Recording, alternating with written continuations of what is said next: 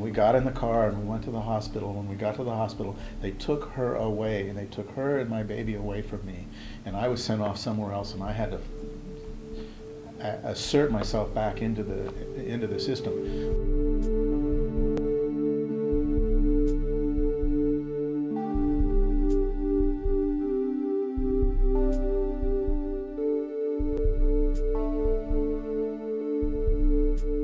When that birth happened, I lost a connection with her that I never regained. The father is completely disempowered. And, that's kind of where we lose it. That's where we've lost not only our masculinity, but also our identity as fathers. And it happens over and over and over again. And it's one of the things that contributes to the demise of our family system. There's lots of things that contribute to that, but that's one of the things it contributes to.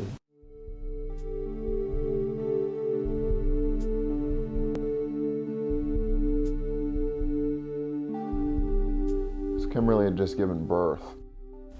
There was still a doctor in the room, and there was still a nurse in the room, and I think that Kimberly's mother had come in the room, and I think my mother had come in the room, and we were sitting on the bed, and we were new to this. We were just as new as the baby was outside of the womb.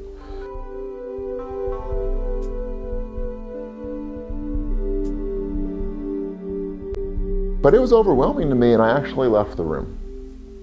And I left Kimberly in the room, and I left my daughter in the room, and I went down the hallway, and I found my emergency door in a utility hallway by myself, and I sat on these cold concrete stairs covered in traction rubber and put my hands in my face, and I wept, And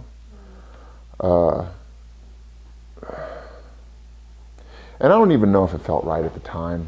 One thing that I've always battled with, and that Kimberly's brought up multiple times in that 4 years,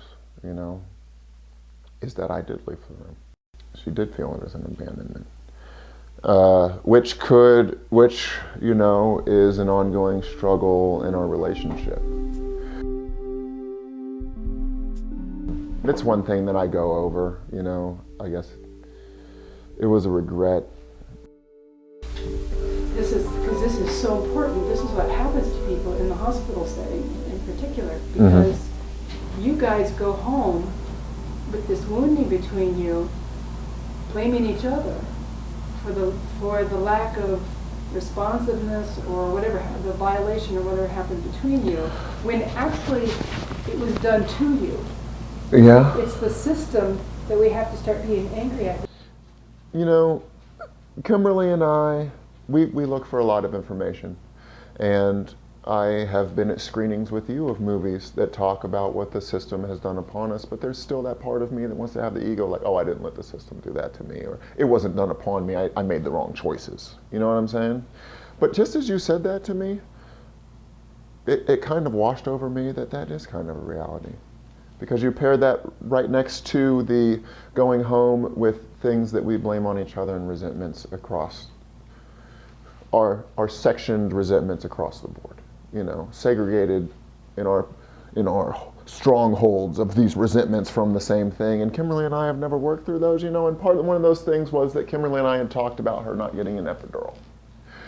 And one of my things was supposed to be that I was supposed to help her remember not to get that epidural, but I'll tell you what, she ended up getting an epidural with our first child.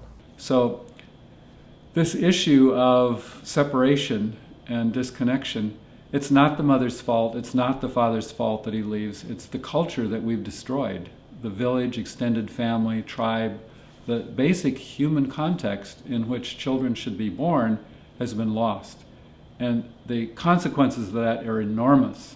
And one of those facts is that fathers aren't sticking around once their kids are born, and that we have enormous number of problems from depression, violence, addiction, chronic illnesses, fundamentalism.